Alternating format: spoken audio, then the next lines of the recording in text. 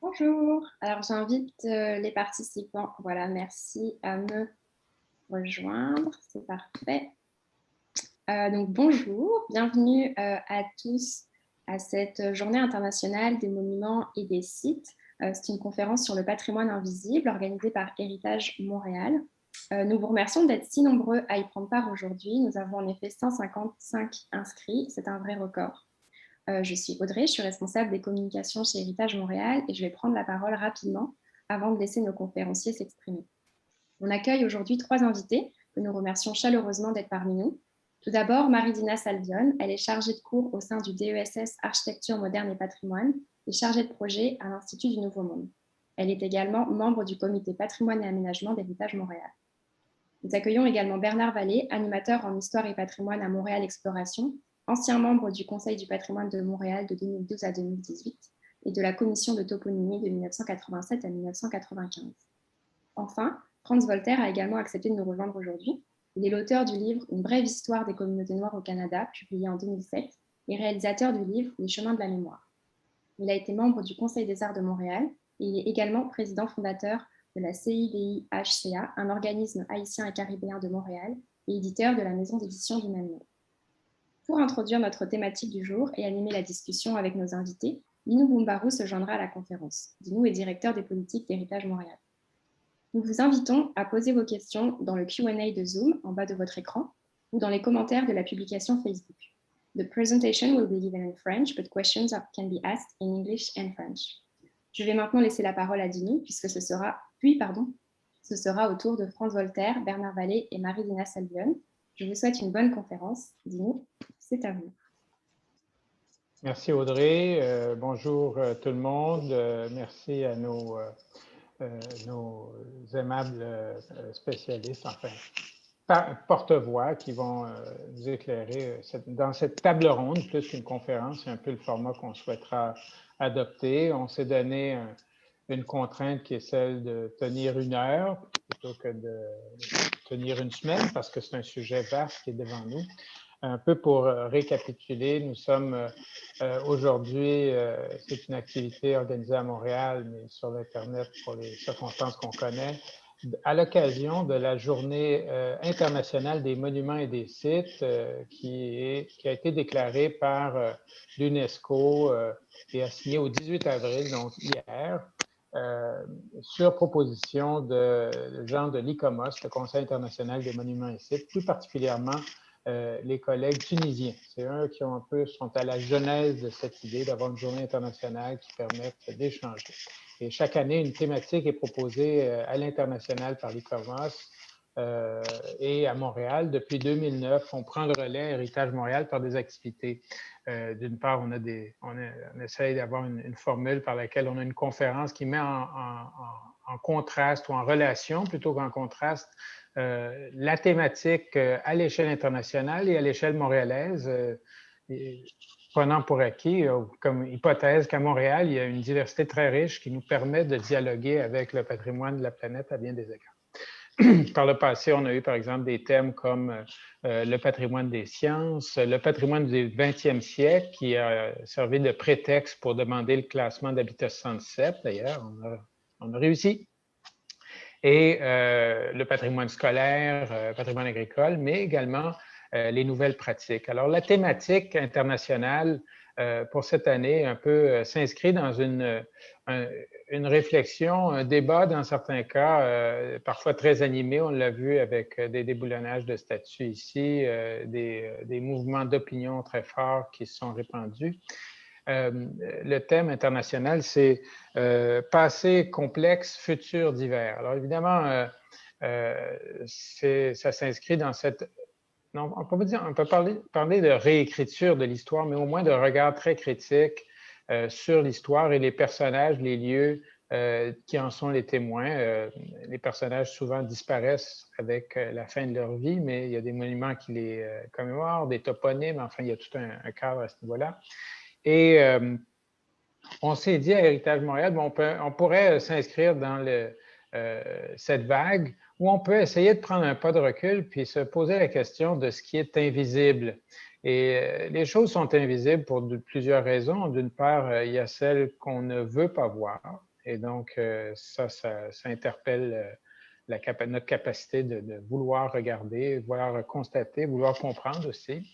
Et il y a celles qu'on ne sait pas voir, donc qu'on a tout simplement oubliées. Et ça, ce sont des champs importants parce que pour le patrimoine, puisqu'on parle ici davantage de patrimoine que d'histoire, l'histoire est vous savez, l'image que j'emploie souvent, c'est Hiroshima. Enfin, on a pulvérisé ou vaporisé une ville au complet, son patrimoine et ses gens, mais ça l'a inscrit dans l'histoire d'une manière indélébile. Donc, histoire et patrimoine, pas la même affaire. Alors, on s'est dit aujourd'hui, est-ce qu'on peut regarder les choses différemment? Et c'est un peu la mission d'Héritage Montréal. Il y a quelques années, je vois Bernard avec sa magnifique enseigne Five Roses sur la poitrine. Bon, c'est ça, sa Légion d'honneur. Et quelques années, Héritage Montréal a aidé à sauver, enfin, on a fait une grande opération pour sauver la pinte de lait. Et on a réalisé à travers cet exercice qu'une partie de notre mission, c'était d'élever le regard, de permettre aux gens de regarder autre chose que le trottoir, puis d'en voir plus et d'en voir différemment. Et je vous donne un exemple. Ce n'est pas toujours dans l'invisibilité n'est pas toujours où on la croit. Le Mont-Royal est quelque chose qu'on imagine très visible. Enfin, il y a des gens qui voudraient l'entourer de gratte-ciel, le rendre un peu moins visible de loin, là, mais a priori, il est très visible. Or, comment est-ce qu'on regarde le Mont-Royal? On en a eu une évidence un peu style de douche froide lorsqu'on a travaillé avec d'autres, la Ville de Montréal et les communautés, les institutions, mais également les communautés autochtones, pour proposer que le Mont-Royal, son ensemble civique et institutionnel, soit inclus à la liste indicative des sites du patrimoine mondial au Canada. La ministre McKenna avait lancé un appel en 2016. En 2017, on a déposé ça.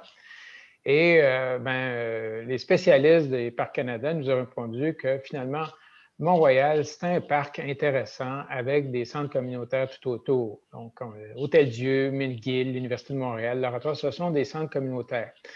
Mais c'est parce que la façon dont on avait beaucoup illustré ou présenté ça, c'était en mettant l'accent sur la verdure. Et le Mont-Royal, beaucoup de gens voient ça comme une verdure. Alors, si on regarde que ce soit l'Hôtel-Dieu, l'Université McGill, l'Oratoire, l'Université de Montréal, ce sont autant d'œuvres qui sont nées de souscriptions publiques ou de donateurs plutôt que de décisions d'un monarque européen. Donc, c'est vraiment, à la limite, c'est très local à leur façon. Les cimetières sont très diversifiés par leur nature, sont des cimetières communautaires.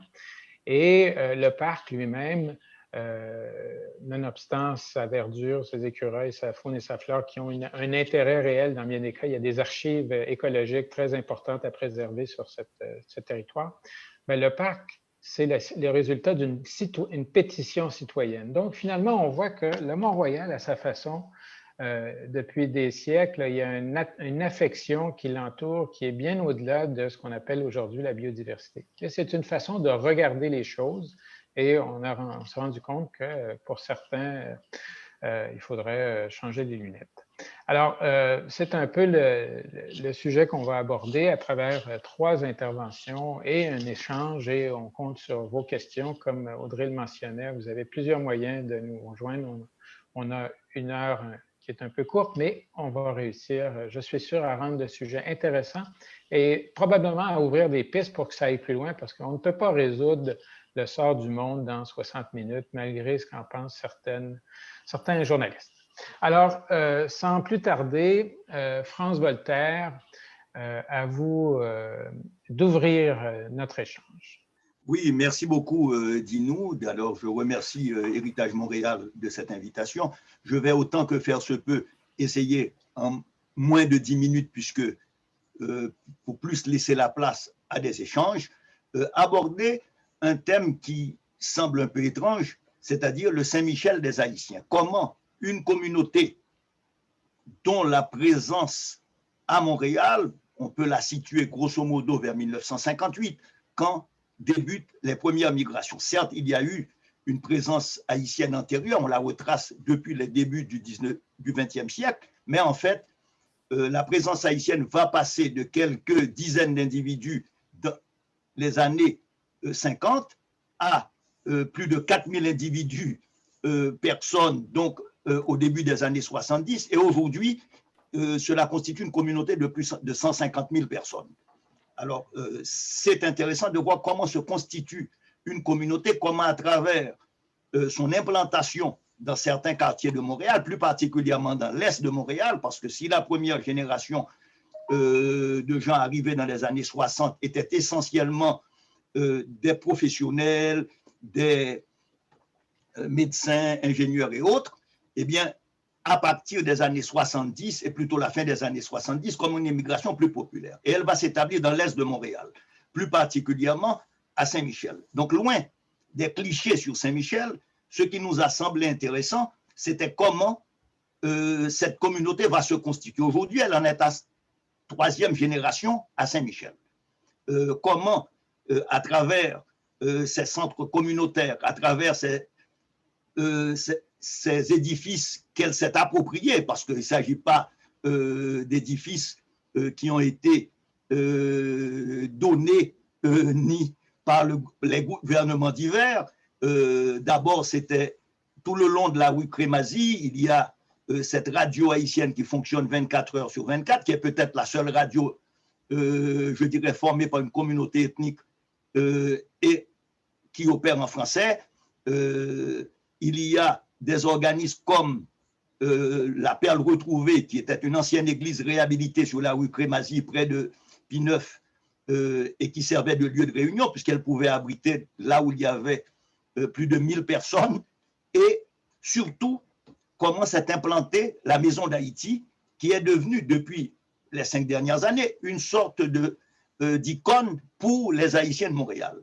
Regardez qu'il y a aussi des églises, hein, c'est-à-dire les églises protestantes, elles sont plus d'une vingtaine.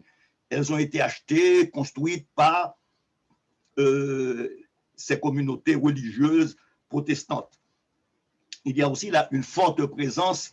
Donc, c'est un quartier qui est devenu pour les Haïtiens, et je dirais depuis la construction de la nouvelle Maison d'Haïti, avec son centre des arts, un lieu identitaire, un lieu d'identification pour les jeunes, surtout la 2e et 3e génération.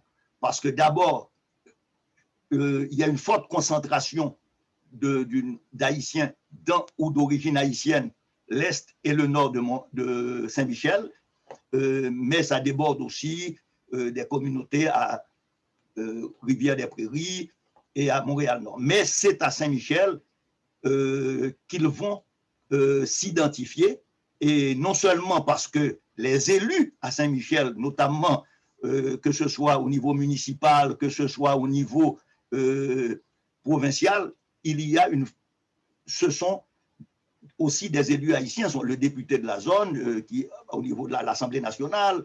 Bon, mais la Maison d'Haïti et la vision qu'a eue la directrice de la Maison d'Haïti à l'époque, Marjorie Villefranche, a été une volonté de donner un ancrage à cette communauté, au point que la définition, les gens qui hésitaient, parce que tous les clichés définis par la presse, c'était Saint-Michel, c'était les gangs, c'était la violence, et elle a voulu redonner une autre image à Saint-Michel, et en créant cette Maison d'Haïti, qui est un édifice extrêmement intéressant, comme lieu pour que la communauté haïtienne, non seulement de Saint-Michel, mais l'ensemble des Haïtiens qui étaient un peu dispersés dans l'île de Montréal, commencent à s'identifier à cette maison, qui d'ailleurs portait le nom, par hasard, elle aurait pu porter un autre nom, mais elle portait le nom de Maison d'Haïti.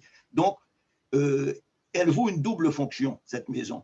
D'un côté, elle permet, à travers son centre des arts, que des jeunes, elle vient d'ailleurs de terminer ce qu'on appelle le festival afro-urbain, où ces jeunes artistes qui n'avaient pas de lieu de présentation peuvent commencer à présenter leurs œuvres, et elle organise ce centre des arts, des expositions de peinture, des expositions. Donc, elle donne une visibilité à ces jeunes. Deuxièmement, elle joue aussi un rôle d'intégration en termes de francisation d'autres communautés qui sont plus récentes, comme des communautés maghrébines ou latino-américaines. Et c'est intéressant qu'à côté de la Maison d'Haïti met dans le même lieu, c'était l'ancien édifice, qu'il y ait une garderie qui absorbe les minorités qui maintenant arrivent, latinos ou encore musulmanes, maghrébines qui sont là. Donc pour moi, voilà un lieu qui devient visible, qui a été invisible pendant très longtemps, mais qui aujourd'hui devient visible et commence, non seulement pour les Haïtiens, mais commence à être visible pour l'ensemble de la communauté montréalaise. Et donc, là encore, ça se pose la question, comment définir un édifice, par exemple, comme patrimoine, mais patrimoine qui n'est plus simplement un patrimoine de la communauté haïtienne, mais un patrimoine qui devient un patrimoine commun. Et on le voit déjà à Saint-Michel, où groupes musulmans, groupes maghrébins, latinos, participent, je dirais, à la vie de Saint-Michel, mais débordant du cadre de Saint-Michel. Donc, je ne voudrais peut-être pas prendre plus de temps. Et ça, c'est intéressant parce qu'on a commencé aussi à s'allier à ce projet, même si nous, on n'est pas situé, notre centre, à Saint-Michel, mais on participe aussi à la vie de cette institution.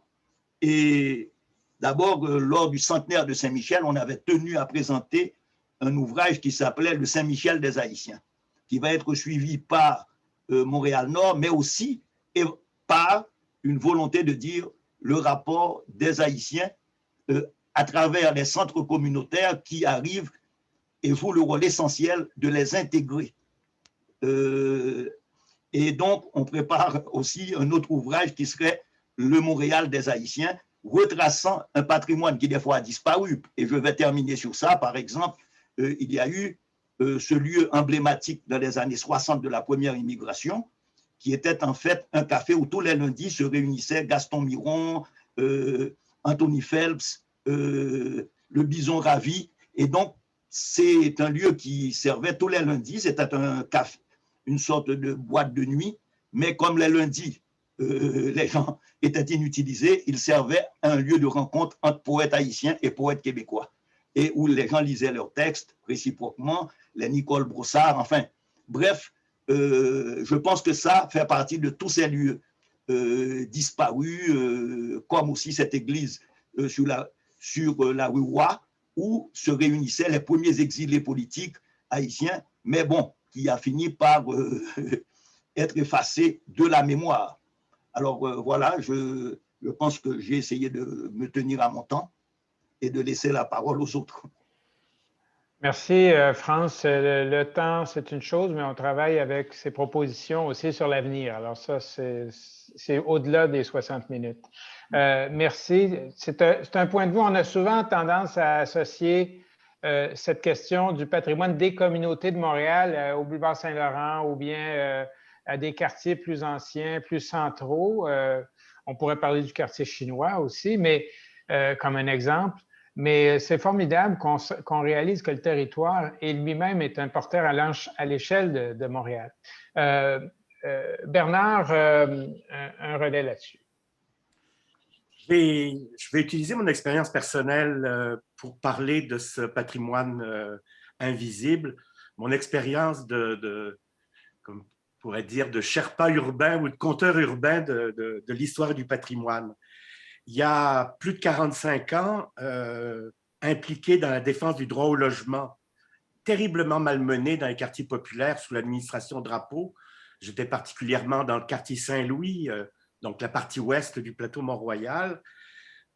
J'ai imaginé avec d'autres militants et militantes qu'on pourrait favoriser l'engagement citoyen de nos voisins pour défendre ensemble notre quartier si on développait beaucoup plus leur sentiment d'appartenance par une connaissance de l'histoire du quartier et par une revalorisation aussi une valorisation de son patrimoine. C'est comme ça qu'on a créé l'Autre Montréal et que je poursuis aujourd'hui dans cette démarche au sein de Montréal Exploration. Donc, des explorations urbaines commentées où on partageait aussi les savoirs sur le quartier. Et à cette époque, je me suis plus particulièrement attaché à mettre en lumière un patrimoine populaire ancien dont la valeur était non seulement méconnue, mais méprisée et niée. Il faut savoir qu'entre les années 50 et les années 70, on considérait chez les planificateurs urbains de la ville de Montréal que des bâtiments de plus de 50 ans devaient être déblayés. C'est le terme qu'on a utilisé dans des documents officiels, quel que soit d'ailleurs leur état. Donc, l'idée, c'était de protéger nos milieux de vie et les améliorer au lieu de les faire disparaître, tels que plusieurs projets le prévoyaient. Donc, il s'agissait aussi de mettre en lumière le patrimoine, qu'on pourrait dire immatériel, des modes de vie et d'organisation, et tout particulièrement, ce qui manquait à la connaissance de nos voisins, c'est qu'il y avait déjà toute une histoire ancienne et plus récente de réseaux de solidarité, de mouvements de lutte citoyenne et syndicale et des mouvements sociaux en général. Donc, ça nous a donné des outils en réveillant ce patrimoine à la fois bâti, mais à la fois aussi un patrimoine immatériel de solidarité et de lutte, de stimuler la mobilisation et de faire circuler en fait des acquis d'une période à l'autre, mais aussi d'un quartier à l'autre. Un objectif qu'on avait aussi, c'était de porter un autre regard sur des lieux ou des histoires très connues, mais où on voulait révéler une autre façon de voir ces lieux connus ou ces histoires connues. Par exemple, à travers la ville, révéler une histoire complètement occultée à l'époque, qui l'est moins aujourd'hui, l'histoire des femmes. Et à travers des lieux pas du tout associés aux femmes, montrer comment les femmes avaient eu cette histoire qu'on nous niait.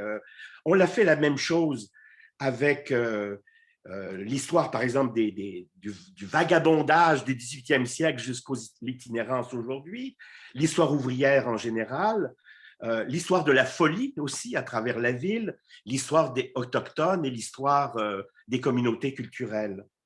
Et un dernier objectif qu'on s'était donné aussi, c'est d'apprendre à voir parce qu'on ne sait pas voir.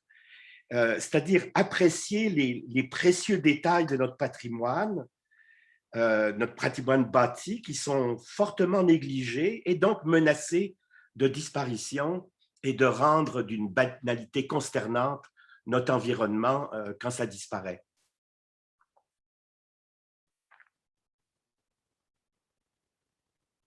Donc, un peu une contribution à dévoiler l'invisibilité de ce patrimoine. Merci, Bernard. Je me rappelle, en 85, on faisait un stage avec l'agence Québec-Wallonie-Bruxelles pour la jeunesse. On était une gang de gens du Québec, on était là-bas.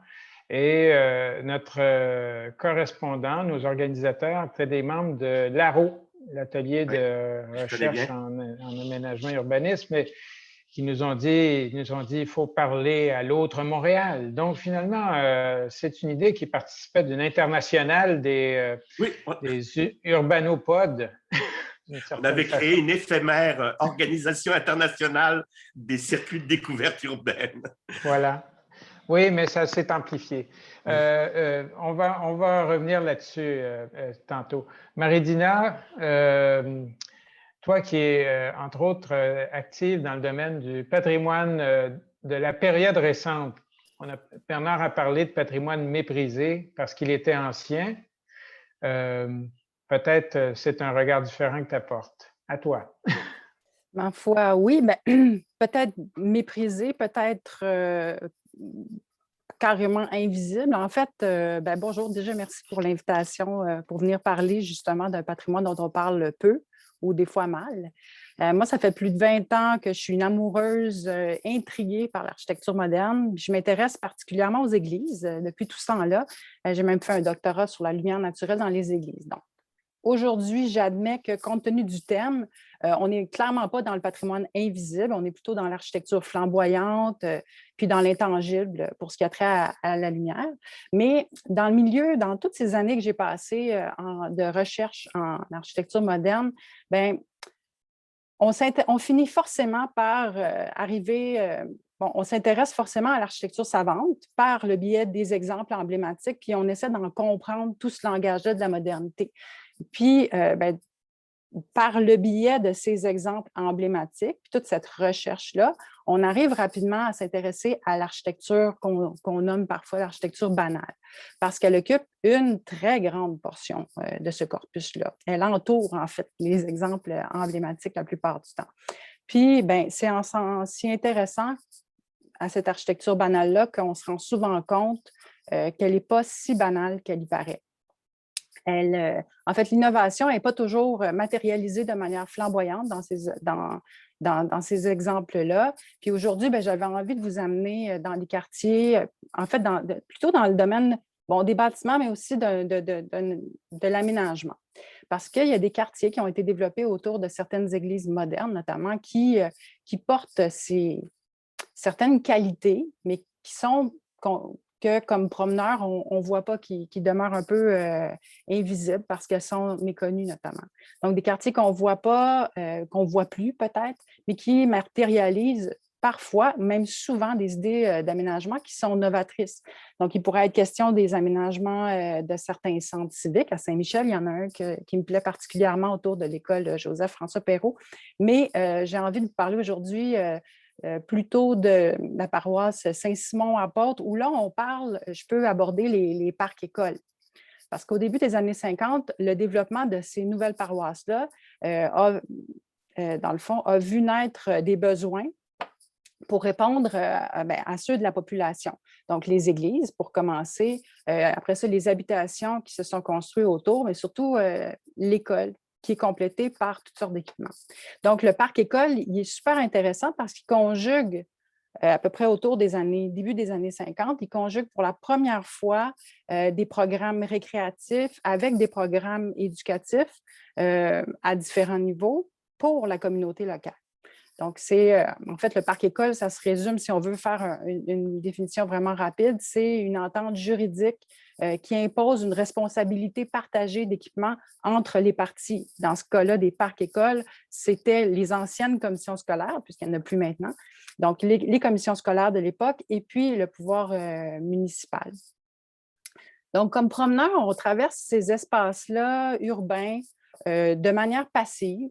Mais ce qui est intéressant, c'est quand on comprend que l'ensemble forme un tout cohérent, même s'il a l'air un peu hétéroclite des fois, il forme un tout cohérent, puis des fois, l'œil averti prend même le temps de remarquer certains détails qui lient toutes ces choses-là ensemble. Ceux de l'architecture de l'église, l'architecture de l'école, des maisons, des immeubles qui amènent des petits éléments de langage modernes, puis enfin, celle du parc qui a été créée justement pour répondre à des besoins, puis démocratiser quelque part des installations, des terrains de jeu, des équipements pour l'ensemble de la population. Donc moi, c'est là que je vous amène aujourd'hui, en fait, en finissant que l'invisible, il est banal, il est parfois mal aimé, mais il est surtout invisible, à mon avis, méconnu, puis il se noie un peu dans l'ensemble. Merci, Marie-Dina. Le banal, ça touche un peu aux petits détails précieux dont Bernard parlait, mais c'est les habitudes. Ce lundi, là, au bison, non, c'est pas le bison futé, c'est le bison allumé. Là, je ne me rappelle plus du nom de l'établissement, malheureusement disparu. On a un commentaire de M. Lamontagne qui nous rappelle également certaines communautés qui ne sont pas des communautés culturelles, mais les LGBT où il y a des habitudes. Il y a quelques années, on a fait des activités héritage à l'occasion des Art Games et ça a permis de comprendre qu'il y avait une géographie, voire une cartographie différente de la ville selon les habitudes, dans ce cas-ci, d'une communauté LGBT, mais ça peut être d'autres communautés. Moi, je vous remercie. J'écoute ça, puis ça me rappelle, la Société d'histoire du plateau a publié récemment un recueil sur le thème du patrimoine modeste. Et finalement, on réalise qu'on a beaucoup de lunettes qui nous sont, qu'on porte. Là, je porte des lunettes, ce n'est pas un discriminatoire, c'est juste une expression qui capte le gros. On sait, bon, l'incendie de Notre-Dame, ça a capté l'attention du monde entier. C'était soudainement, tout le monde était Notre-Dame. We are Notre-Dame de Paris. Mais souvent, l'invisibilité vient du fait que c'est tellement dans notre face au quotidien que ça s'use. On n'a pas d'admiration pour la feuille d'un arbre. On regarde la feuille à l'automne quand elle est tombée et qu'elle est magnifique au sol. Et puis, voilà. Mais est-ce que vous pensez autour de cette notion de modeste? Parce que moi, j'aimerais ça peut-être qu'on discute là-dessus, parce qu'il n'y a pas de gestes grandioses dans ce qu'on vient de décrire ici, mais il y a des gestes du quotidien qui bâtissent une société qui est meilleure d'une certaine façon, où les gens se retrouvent entre poètes ou entre voisins pour résoudre des problèmes de solidarité, tout ça. Là. Comment est-ce que vous voyez ça, la question de la modestie? France. Micro. Tu es très modeste, mais il faut que tu mettes ton micro. Oui.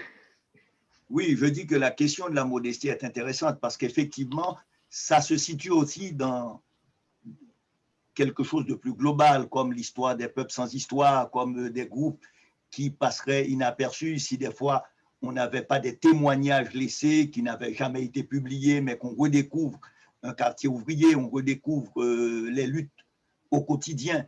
Et dans ce patrimoine, il y a aussi le fait que les gens qui vivent dans ces quartiers, qui vivent dans une partie de ce quartier,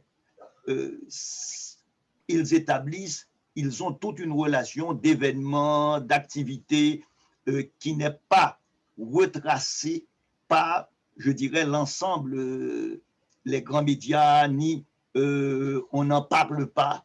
Ces quartiers sont vus avec une loupe déformante. On regarde, je me rappelle toujours quand j'avais commencé à faire une recherche au centre Schomburg à New York, et que celui qui avait fondé ce centre, qui était un juif africain et portoricain et africain, qui disait que tout ce qu'on disait quand il cherchait sur noir dans les journaux, c'était délinquance. Et donc, il avait commencé à mettre sur pied tout un centre qui va devenir un centre emblématique à Harlem. Et c'est la même chose un peu, c'est-à-dire ce regard sur ce que l'on a appelé pendant un temps les classes dangereuses, parce qu'on a sous-estimé cette importance du quotidien. L'arrivée, par exemple. Moi, ça m'a intéressé comment ces groupes qui arrivaient, et surtout les groupes populaires qui venaient de milieux plus modestes et populaires, commencent à se transformer. Par exemple, moi, je participais comme bénévole dans un groupe où on devait filmer. Je dirais, les gens ont appelé ça en créole, c'était l'IFET. Mais l'IFET, c'est-à-dire l'aîné. Et cette femme qui me disait qu'elle est arrivée ici, ses 3 enfants sont devenus des professionnels et que c'est à 70 ans qu'elle a commencé à apprendre à lire et à écrire. Et elle a dit le jour où elle pouvait signer un chèque, c'était quelque chose d'extrêmement important parce qu'elle dit « je suis devenue adulte ». À cet âge, pourtant, cette femme avait fait 3 boulots pour envoyer 3 enfants. Je ne sais pas comment elle a pu faire. Donc, comment tous ces témoignages, je dirais, comment les recueillir, comment ces gens cette population s'est adaptée, s'est transformée. C'est-à-dire, on voit trop souvent des ténors d'organismes, mais on ne voit pas cette transformation et comment une population s'intègre dans un autre milieu de vie, dans un autre contexte, et comment elle va elle-même se transformer, comment ses enfants se transforment. Et je m'arrête là pour dire, le jour où j'ai découvert, ça fait quand même plus de 30 ans, que les Haïtiens n'en voyaient plus leur mort en Haïti, ce jour-là, tu prends racine. C'est-à-dire les gens commençaient à enterrer leur mort à Montréal. C'est le moment où il y a un enracinement de cette communauté dans la ville et elle a une autre, désormais elle peut aller pleurer ses morts dans un cimetière et non plus penser à la mort comme quelqu'un qu'on envoie mourir dans son pays d'origine. Merci. Est-ce que les cimetières pourraient être un de ces lieux de l'invisible à leur façon, parce que si on les lisait, si on savait les lire différemment, peut-être qu'on découvrirait pas mal plus de choses que juste des dates. Et oui, mais je vais finir sur ça, mais les cimetières, pour le cas de certaines communautés latino-haïtiennes, c'est-à-dire le cimetière les cimetières sont dispersés en fonction des lieux d'habitat, parce qu'on n'est pas comme dans le cas des communautés maghrébines musulmanes, dans le cas des communautés juives ou dans des communautés chinoises où il y avait, je dirais même à l'intérieur du cimetière, un espace sacré qui répondait à notre norme. Un enclos, oui, de certaine façon. Bernard? Oui, ben à mon avis, le patrimoine modeste, qui effectivement a une grande invisibilité, c'est pourtant le patrimoine probablement le plus caractéristique de Montréal. Je vais peut-être en choquer plusieurs, mais il me semble que dans le patrimoine, je dirais, plus spectaculaire des grandes institutions, le patrimoine religieux et des grandes résidences bourgeoises, il y a beaucoup plus, je dirais, il y a beaucoup moins d'originalité par rapport à d'autres villes que le patrimoine modeste des quartiers ouvriers, dans lesquels on retrouve des éléments extrêmement spécifiques, mais qui sont encore, qui sont plus reconnus qu'autrefois, mais ce patrimoine vernaculaire est modeste. Ces ensembles qu'on retrouve sur des rues, ces détails d'architecture qu'on ne remarque plus et qui, parce qu'on ne les remarque pas, sont donc menacés et disparaissent. Quand on voit, par exemple, tous ces escaliers à double révolution, gossés quasiment sans connaissance géométrique, mais par des forgerons d'un immense savoir, sont remplacés par des escaliers de PVC qui, au bout de quelques années, deviennent tout gris, sales et dégueulasses. On a quelque chose, on a donc un patrimoine invisible qui littéralement disparaît parce qu'il a été invisibilisé. Et il y a aussi comment je pourrais dire, des choses, moi, qui m'ont choqué profondément quand on parle de patrimoine invisible, c'est de voir, par exemple, que en 2005, on a publié comme annexe au plan d'urbanisme des cahiers par arrondissement, des cahiers d'évaluation du patrimoine. Et dans le cahier du sud-ouest de Montréal, le principal berceau avec Saint-Henri et la petite Bourgogne de la communauté noire issue des cheminots des États-Unis et des Caraïbes quand l'introduction du chemin de fer a été faite, aucune mention de la communauté noire ni des lieux importants de cette communauté n'est dans ce cahier d'une quarantaine ou une cinquantaine de pages. Ce qui, pour moi, alors on rend invisible la communauté et on rend invisible le patrimoine dans lequel elle s'est investie, ce qui, pour moi, est une des raisons de la disparition, par exemple, du Negro Community Center, qui n'est présenté dans ce document que comme son origine religieuse, mais on ne dit pas qu'à partir des années 50, ça a été un des foyers culturels et sociaux importants des communautés noires. De la même façon, on a invisibilisé complètement un immense, comment je dirais, une immense entreprise créée en 1942, la Montreal Works, au coin de Saint-Laurent et Chabanel, une usine de munitions, un ensemble de 9 cathédrales de bois en parfait état, et on a tout détruit il y a quelques années pour faire un stationnement. Et en faisant ça, non seulement on a détruit un patrimoine industriel important, on aurait pu garder au moins une des structures sur les 9, mais on a aussi nettoyé, je dirais, le souvenir de l'arrivée massive des femmes sur le marché du travail. On aurait pu donc avoir là un élément qui, au niveau de toutes sortes d'invisibilité, le patrimoine industriel modeste et le patrimoine immatériel de l'éruption des femmes dans les métiers non traditionnels, et on a manqué l'occasion.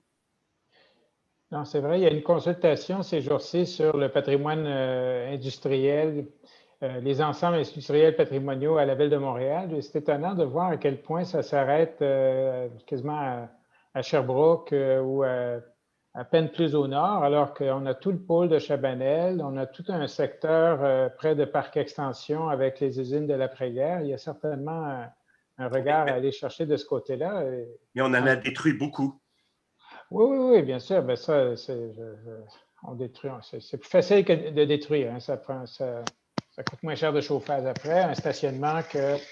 Mais et ça pose la question des périodes modernes. Mais comment est-ce qu'on se réconcilie avec on admire nos aïeux, mais rarement nos parents, des fois. Hein. C'est un peu ça le dicton, comme dirait l'autre. Mais est-ce que, et je reviens avec ce thème parce que Marie-Dina et France, vous avez parlé de pôles communautaires, hein, tu sais, puis Saint-Michel notamment.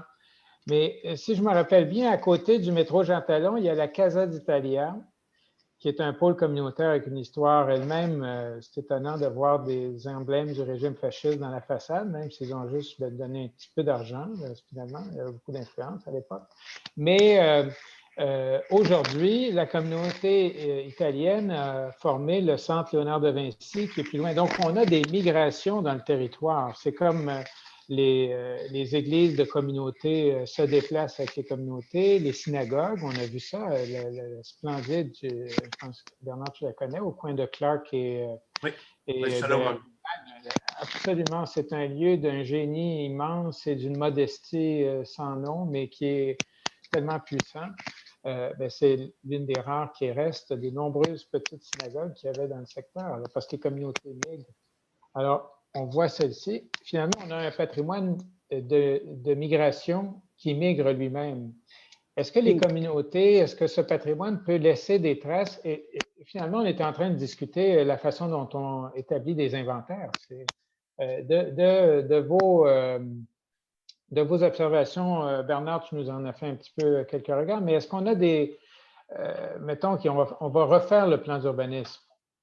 Enfin, on va le mettre à jour, c'est-à-dire, il date de 92, un petit peu de 2004. Et la façon dont on répertorie le patrimoine pourrait peut-être être enrichie de nos discussions. Qu'est-ce qu'on aurait à recommander, Marie-Dina? Ben, de créer, continuer de multiplier les liens qu'on peut faire entre les pouvoirs publics, entre les institutions universitaires, le milieu de la recherche, les citoyens, pour être capable de faire ressortir peut-être un meilleur dialogue, une réflexion commune, créer du mouvement dans l'ensemble de toutes ces connaissances-là. Tout à l'heure, je n'ai pas eu la chance de m'exprimer là-dessus, mais en fait, sur le modeste, moi, si je le ramène à l'architecture, le modeste en soi n'est pas mauvais. En fait, on peut apprécier un édifice ou un aménagement modeste simplement parce qu'il est bien pensé.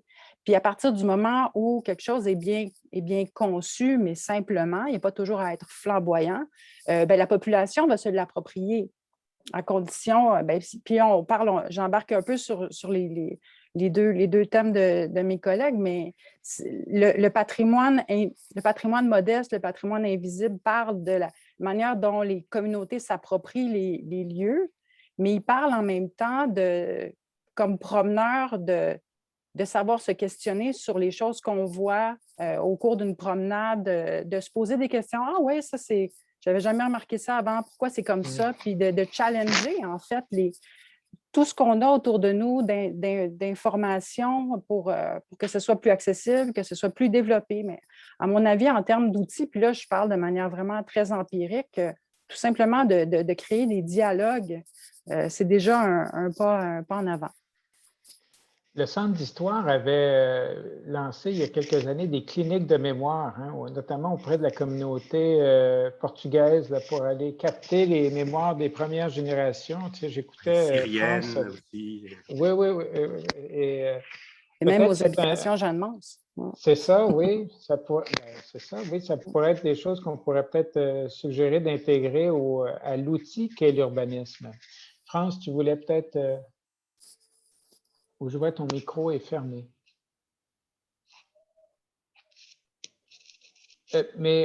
France, tu parlais des cafés. Moi, je trouve ça fascinant parce qu'on ne répertorie pas ça. On va répertorier Benz, qui a disparu. C'est entre la querelle entre le matériel et l'immatériel. Là, quelque part dans un coffre, on devrait avoir la recette du smoke meat, mais on a perdu le lieu génial que c'était. Mais si on regarde l'autre, Schwartz, finalement, il a la chance d'être assez prestigieux pour qu'on essaye de vouloir le garder. Or, le café dont tu parlais, moi, c'est une découverte, ce que tu viens de m'apprendre, cette histoire de café de poète, le Procope de Montréal. Et on a eu même, heureusement, quelques images de Radio-Canada. Je crois même qu'il y a cette réalisatrice Martine Chartrand qui est en train de réaliser un documentaire sur l'histoire de ce café, parce qu'on a la chance aussi que le plus vieux, je dirais plus vieux par l'âge, c'était Anthony Phelps qui est arrivé au Québec d'abord dans les années 60, qui était très lié avec Rina Lanier, qui est arrivé au Québec, est retourné après un exil au Québec, donc il y a 92 ans aujourd'hui, qui est très lucide, qui raconte aussi toute cette histoire. On a eu la chance d'avoir des entrevues avec lui, mais aussi, moi, j'ai eu la chance de rencontrer tous ces gens, dont Nicole Brossat, qui est encore vivante, qui raconte cette histoire. Mais on pourrait aussi raconter d'autres histoires. Je pense que c'est tout ce que de recueillir cette vision d'une population qui a participé à toutes sortes de comment elle s'approprie la ville. On peut, par exemple, moi, je me suis intéressé au problème, on a même fait une exposition sur ça, ce que j'ai appelé sur les Afro-Caribéens, comment ils s'étaient avec un catalogue pour dire comment, durant 50 ans, ces Caribéens, que ce soit anglophones ou francophones, les liens qu'ils vont tisser, les lieux qui n'existent des fois plus, mais dont le souvenir est encore présent chez eux, mais qui n'apparaît pas ou en filigrane, je dirais globalement. Parce qu'il y a plusieurs façons de regarder la ville aussi. Et je crois qu'effectivement, si on changeait de perspective, si on commençait à voir la ville et à intégrer comment ces nouvelles communautés s'approprient la ville, c'est une chance inouïe qu'on a, contrairement au passé. On peut encore refaire l'histoire des 50, 60 dernières années. Les témoins sont là de comment cette population s'intègre et de comment elle s'approprie certains lieux et comment certains lieux deviennent emblématiques et comment elle marque son territoire. C'est intéressant, par exemple, qu'il y ait un parc pour des gens à Montréal-Nord, qu'il y ait un petit statut de Toussaint Louverture pour les Haïtiens. Je voulais rester dans ce cadre-là, mais aussi comment différents groupes s'approprient ce territoire. Oui, on a vu la statue d'Isabelle la catholique, ça n'a pas passé aussi bien que Toussaint Louverture, je crois. Bernard? Oui, je voudrais continuer avec des lieux qui me sont particulièrement chers et qui font partie de ce patrimoine invisible et qui pourtant, en fait, sont des lieux fondateurs, pionniers, je dirais même prophétiques. Et il y en a un qui est particulièrement menacé ces jours-ci. On a appris que dans l'ouest du quartier chinois, des vautours sont en train de ont tout acheté un quadrilatère. Et au milieu de ce quadrilatère, il y a l'ancienne British and Canadian School, un bâtiment de 1826 construit par le grand architecte James O'Donnell et qui a été le lieu, je dirais, de naissance d'un système d'éducation gratuit, mixte, non confessionnel et pour les pauvres, et qui s'est transformé, ce bâtiment a été récupéré par la communauté chinoise, etc. Et actuellement, il ne bénéficie d'aucune protection. Il a une histoire extrêmement chargée, une histoire que probablement les promoteurs vont nier complètement s'ils ne vont pas le détruire. Et il y en a un autre qui est tout aussi fondateur, pionnier et prophétique. C'est un bâtiment néoclassique construit par le grand architecte Michel Laurent au coin de Sainte-Catherine et Sainte-Élisabeth. C'est l'ancienne Union Saint-Joseph qui pour moi et pour beaucoup d'autres du secteur communautaire est le premier édifice qui a accueilli le premier organisme de la classe ouvrière entièrement autonome de l'Église et des pouvoirs constitués, et qui, d'une certaine façon, a été le germe des mouvements sociaux montréalais et québécois qui ont donné après tout ce mouvement communautaire et syndical. Donc, deux bâtiments qui datent des années 1820 et 1850, extrêmement intéressants eux-mêmes, mais qui n'ont pas de reconnaissance et qui ont porté des espoirs incroyables au niveau du système d'éducation et du système d'équité sociale. Donc, un patrimoine bâti invisible, mais aussi une histoire invisible. On pourrait peut-être... le cas de la British and Canadian est particulièrement intéressant parce que à bien des égards, ce serait un monument. C'est le même architecte que la basilique Notre-Dame. On est dans les années 1820. C'était d'une innovation extraordinaire à tous égards. Puis à quelques pas de là, quelques années après, va être installée la commission des écoles catholiques. C'est un monument social aussi, c'est ça? Oui, mais c'est même au niveau de sa qualité architecturale, ce serait un monument, or il est invisible. Par contre, l'arrondissement vient de répertorier l'enseigne en néon des nouilles Wing. Oui, mais c'est le bâtiment qui est le plus important. Derrière les nouilles, l'école. Voilà, c'est le slogan de mai 2018. Est-ce qu'on... Moi, je vous écoute, mais je me dis, est-ce qu'on pourrait proposer que on a des champs de repérage? Il y a toujours, tu as parlé de Sherpa, Marie-Dina, de se promener. France aussi, il y a cette notion de déambulation puis de rencontrer. Peut-être qu'on a... les repérages en patrimoine ont beaucoup été faits, puis il ne faut pas jeter la pierre parce que c'est quand même des gens qui étaient courageux d'avant-garde. Là, pensons aux Van Ginkel qui ont sauvé le Vieux-Montréal d'un REM avant le REM, là. C'était beaucoup sous l'angle de la forme du bâtiment, son architecture, sa valeur d'art, sa valeur souvent la signature de l'architecte lorsqu'on le connaissait. Mais peut-être qu'un chantier complémentaire pourrait être le patrimoine de la société montréalaise. Oui. Et pas juste moi, Concordia Salus, travaillons la société montréalaise, puisque le patrimoine, c'est un peu une émanation de la société à bien des égards. Puis j'entends les communautés qui s'approprient des lieux, il y a des couches de sens qui s'ajoutent. Peut-être que ce serait intéressant de voir ça à l'occasion de la refonte de notre plan d'urbanisme pour être à la hauteur du 21e siècle, parce que ça va être un siècle qui devra se retrouver. Qu'en pensez-vous? Et Bernard, tu nous as donné deux exemples. Est-ce que, Marie-Dina, au-delà de Simon Apôtre, il y en a qui te viennent à l'esprit? Tu as parlé des habitations Jeanne-Mance, mais...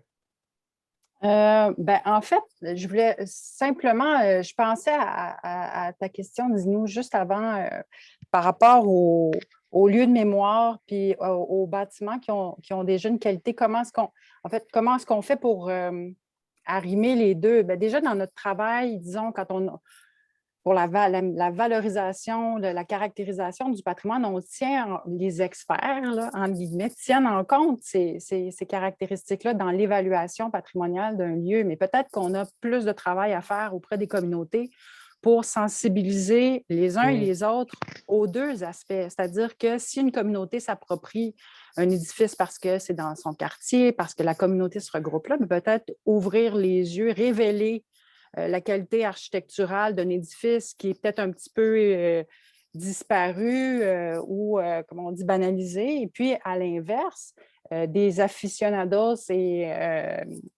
comment on dit ça, initiés au patrimoine bâti en général, qu'il soit moderne ou ancien d'ailleurs, d'activer, de révéler, j'aime beaucoup cette expression-là de Bernard qui parle de révéler du sens, en fait. Oui. Au-delà du bâti, ces édifices-là ont un sens. Des fois, ils ont été construits de manière monumentale, justement pour ressortir cette caractéristique-là. Mais moi, je pense que je ne vais pas dévier la nouvelle question, mais je pense qu'au-delà de... Je pense qu'il y a un travail à faire de notre part, en fait, de créer, d'arrimer les deux, le sens et la qualité architecturale, quelque part, quand il y en a, mais même si elle est modeste, des fois, ça vaut la peine de la relever. Oui, je me rappelle l'abbé Turmel, Claude Turmel, que certains connaîtront, là, qui était une des figures extrêmement discrètes, mais derrière l'immense chantier de restauration du patrimoine religieux au Québec, en particulier à Montréal. Et quelqu'un qui a toujours fait valoir la poésie de la simplicité des maisons ouvrières des quartiers montréalais. Hein, par rapport à cette notion de maison ancestrale, là, il rappelait que... Et c'est tellement simple que si on enlève une simple corniche sur ça, on vient d'éteindre la mélodie. Peut-être qu'il y a une lecture poétique à apprendre. Hein. Mais France, tu es un écrivain. Est-ce que les écrivains pourraient nous aider dans ça? On a des historiens de l'art, des historiens, des notaires quasiment, des architectes, des archéologues, des écrivains. Je crois que ce serait intéressant d'avoir ce Montréal des écrivains. C'est-à-dire, nous, on avait fait, ben, ça c'était autre chose, on avait passé au travers pour regarder, par exemple, une ville comme Port-au-Prince ou certaines villes, quel est le regard que les écrivains portent sur cette ville. Il y a quand même énormément d'écrivains qui ont écrit sur Montréal. Ce serait intéressant d'avoir ce Montréal des écrivains. Quel est ce regard de promeneur aussi sur Montréal et donc, je crois que ce serait très important aussi, dans toute réflexion, de voir quel est le regard qu'ont porté les écrivains sur cette ville.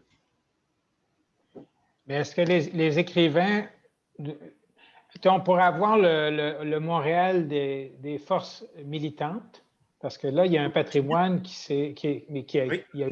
Mais tout aussi bien, je crois que c'est extrêmement Les écrivains pourraient nous servir de Sherpa aussi pour ça. Oui. Écrivains, écrivaines, là, les gens de la lettre.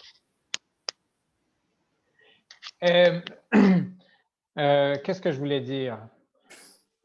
Monsieur Renaud, oui, c'est parce que j'essaie d'être...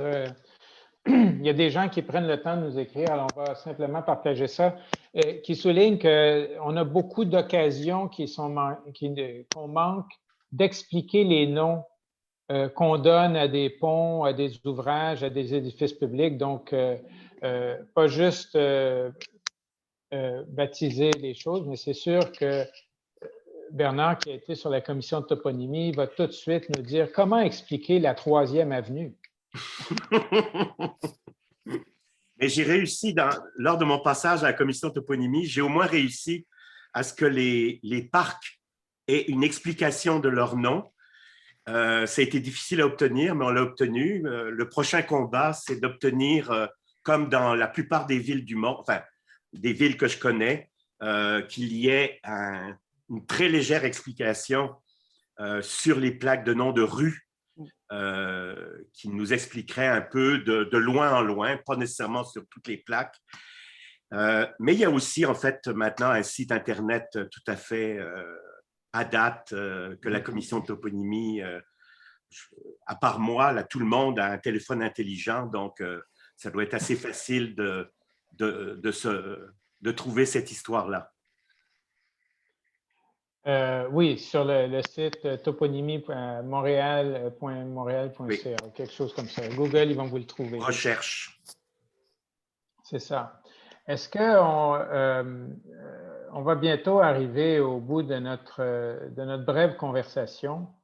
Et moi, j'aimerais voir s'il y a 2-3 lieux que vous verriez pour... Parce qu'on a, derrière cette discussion, il y a un enrichissement, une ouverture sur des choses. Il y a l'invisible, celui qu'on veut rendre visible pour s'en émerveiller, mais il y a également le visible qu'on veut rendre visible pour des questions de justice, hein, parce que c'est aussi un thème dans cette discussion. Et je me demandais l'un et l'autre, est-ce qu'il y a des exemples? Bernard nous a parlé de 2 cas, Marie-Dina peut-être un petit peu aussi, France à votre façon. Mais si vous aviez à suggérer à quelqu'un d'aller visiter un endroit, Parce qu'il y en a, je pense que là, on a beau être lundi, là, mais il y aura bien une fin de semaine. Et puis, avant le couvre-feu, on pourra aller sortir. Enfin, nous, à Héritage, on a fait des tours du bloc. Hein. D'ailleurs, ça a été assez apprécié. Mais si vous aviez à suggérer à quelqu'un d'aller voir un endroit où ce dont on parle serait peut-être un endroit à regarder différemment. Bien, moi, les mardis soirs, j'accompagne ma petite fille à son cours de violoncelle à l'école Joseph-François Perrault. Et un peu malgré moi, finalement, j'ai découvert ce quartier-là dont je parle tout à l'heure. C'est un endroit dans la ville où, en attendant que la petite ait fini son cours, que je parcours pour me rendre compte, en fait, de son côté atypique. Puis c'est ça qui m'émerveille dans ce quartier-là. C'est un centre civique qui tient sur un îlot octogonal, si on veut. Mm-hmm. Et puis, il y a une rue qui parcourt tout le tour ce centre civique-là. Et puis, les rues ensuite qui partent de manière perpendiculaire. Puis, en faisant le tour de ce quartier-là, déjà, on voit la quantité de gens qui s'approprient tous les petits lieux qui ont été conçus pour eux, le parc, le centre de sport, la bibliothèque, l'hôtel de ville, tout ça, mais qui forment un tout cohérent, un centre riche, mais en même temps, de penser, mon Dieu, mais à Montréal, il ne doit pas avoir des dizaines d'endroits comme ça où on a cette particularité urbaine-là, de se promener comme sur une espèce de rond-point. Donc, moi, ça, c'est un petit coup de cœur que j'ai découvert et que je souhaite partager, à part la paroisse Saint-Simon-Apôtre à Antique-Cartierville. C'est une belle promenade, ça aussi. Désormais bien connu. France, tu nous as parlé du boulevard Crémazie. Oui, sur le boulevard Crémazie, il y a un certain nombre de centres, mais je dirais que moi, je privilégierais cette visite à la Maison d'Haïti parce que c'est un lieu d'intégration où l'on retrouve effectivement toutes les composantes de la société montréalaise.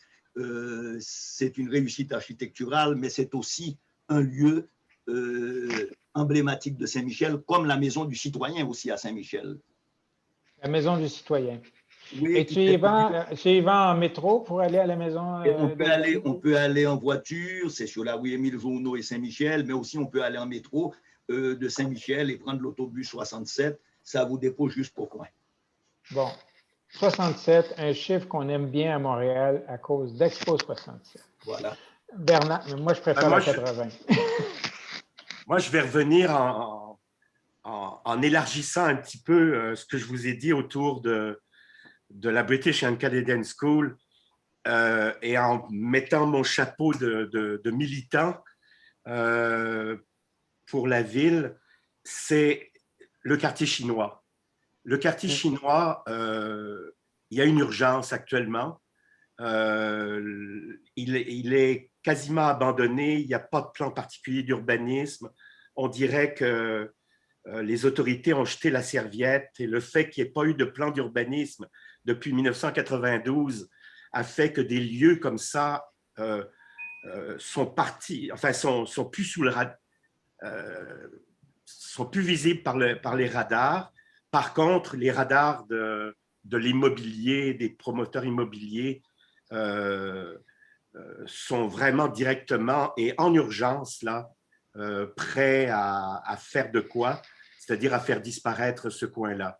Donc, allez visiter non seulement le coin dont je parlais, où il y a cet édifice, mais juste à côté, il y a un ancien temple chinois, juste à côté, il y a l'ancien hôpital chinois, il y a, quand on s'en va vers Saint-Laurent, il y a encore des restes de ce que les Canadiens français ont voulu faire à un moment donné, comme étant les Champs-Élysées de Montréal, avec des bâtiments de pierre grise dont les arcades disparaissent derrière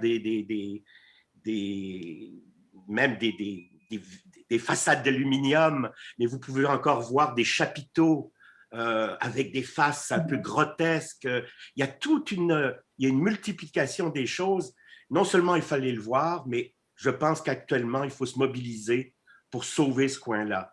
L'édifice Robillard a brûlé.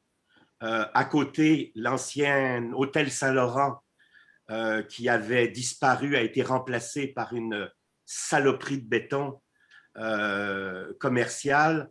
il y a vraiment tout un endroit là de ce qui reste du quartier chinois sur lesquels les Montréalais devraient se mobiliser parce que c'est plus de l'invisibilité, là, ça va être de la disparition.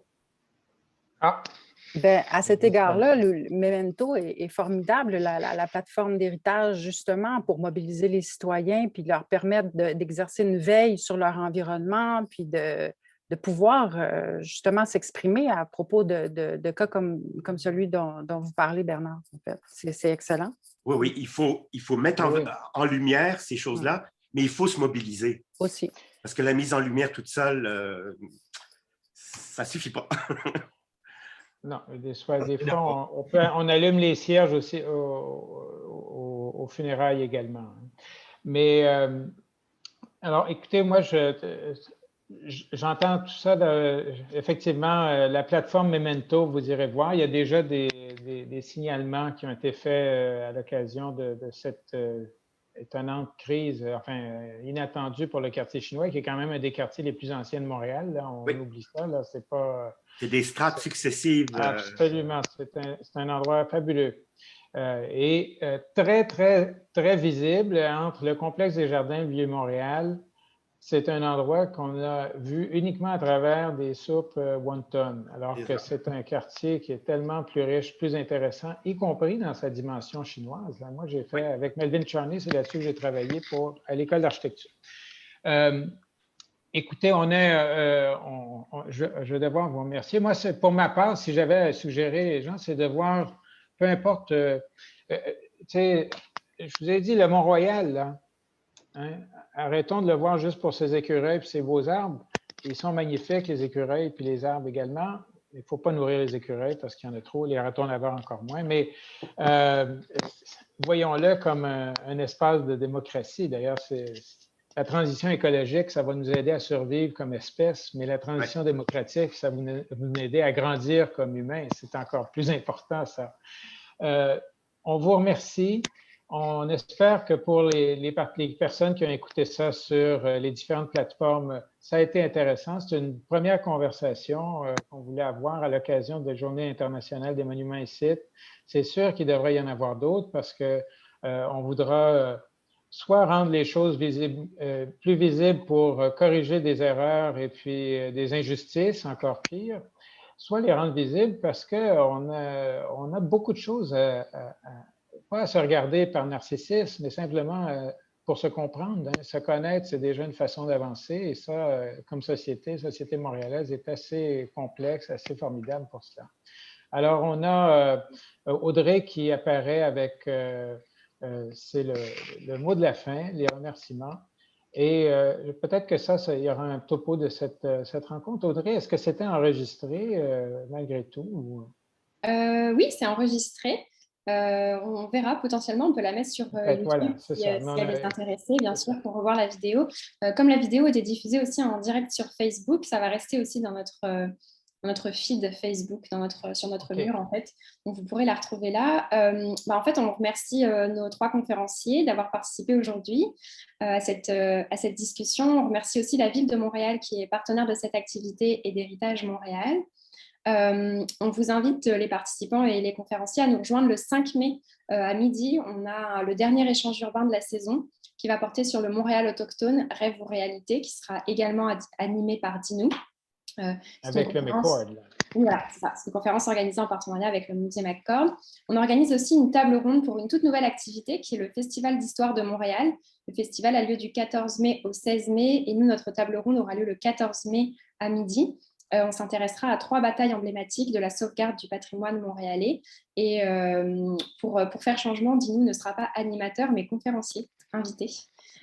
Petite nouveauté. Je vais mettre les liens de ces 2 activités dans la conversation Zoom et dans les commentaires Facebook. Et puis, bien sûr, on remercie tous les participants qui ont assisté à cette conférence. Et on vous souhaite une très belle après-midi, une très belle journée.